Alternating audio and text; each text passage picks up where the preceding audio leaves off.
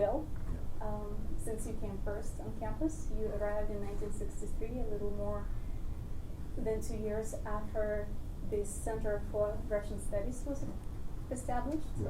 And you, Bill, you arrived in 1967, the same year the Center for Russian Studies became the Center for Russian and East European Studies to recognize the university's interest in Eastern Europe and research and training in Eastern Europe.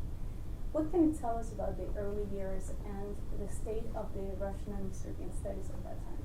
Well, I obviously came almost at the beginning, and I came, the position that I had in political science was partly funded by the center, and in fact was funded by John Mercereau in the Slavic department, who administered one of the first of the grants from the federal government.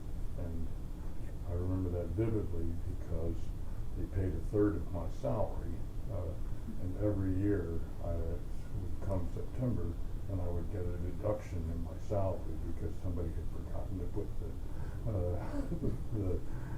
appointment through to pay me. So as little as I was getting, 2/3 of what I was getting was and only getting 2/3 was memorable. But the beginning of the center was really, I think, in many ways, what occurred when Morris Bornstein became the director. I think he provided a kind of impetus and sort of organizational skills that made a lot of difference. And then the political science hired Al Meyer, who became the director, and I was actually, Al was my immediate predecessor as the director. And truth to tell, I was the university was better off with me being an administrator and with Al being teaching more. And I say that with all, great fondness for the man, but he was a better teacher than I was. I'm a better pusher. I push paper better than Al did. I would say one thing, I also came with half my appointment paid for through the center, and the center attracted a number of faculty because it got its resources from the Department of Education as part of this expansion of Russian, East European, Soviet studies, Cold War politics, and the rest of it. But I think both Bill and I and Zvi and Al Meyer and others, Zvi came from centers at Harvard or Columbia in particular, where we were engaged with scholars from other disciplines and around issues of mutual interest to us. There was a great deal of intellectual activity and scholarly activity around those sets of issues. So when we came to Michigan, when I came to Michigan a few years after Bill, the center was really a center of professional identity and intellectual activity and commitment. We had a number of very, very lively seminars, and we were engaged there. Faculty meetings were more lively than at the department. It was only over time that the departmental loyalties and departmental commitments superseded the center.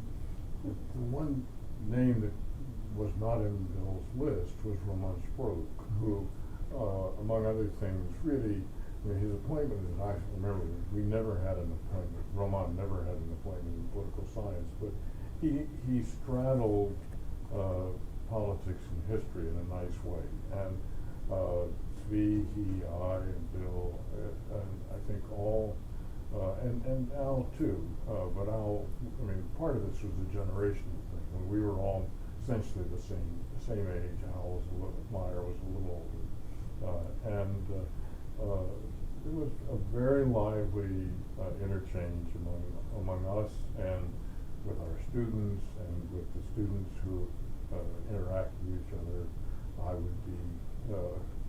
I or Zvi would often be the outside reader on a history dissertation, and vice versa. Bill or Roman would be the outside reader on a dissertation.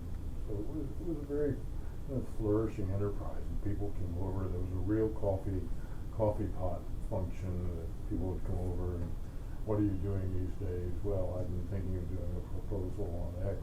Oh, well, that's interesting, maybe we should think about doing it together, things like that.